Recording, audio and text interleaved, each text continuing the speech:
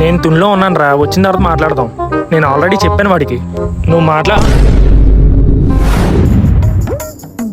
అమ్మయ్యా పర్సు లాభం. ఈ క్రెడిట్ కార్డు ఒకటే బొక్కలాగా.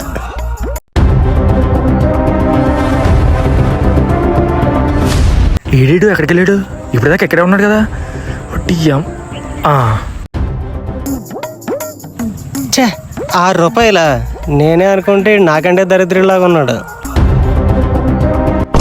ఎవడ పర్సు పట్టుకెళ్తావరా ఇలాగి? బొక్కలో 6 రూపాయల కోసం చేసింగ్, మళ్ళీ నన్ను తిట్టడం.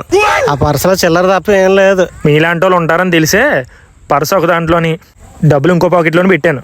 ఇదిగో ఎలా వచ్చేస్తారు డబ్బులు దొంగతనం చేయడానికి. మీ అందరి గురించి తెలిసే పర్సు ఎక్కడ పడ.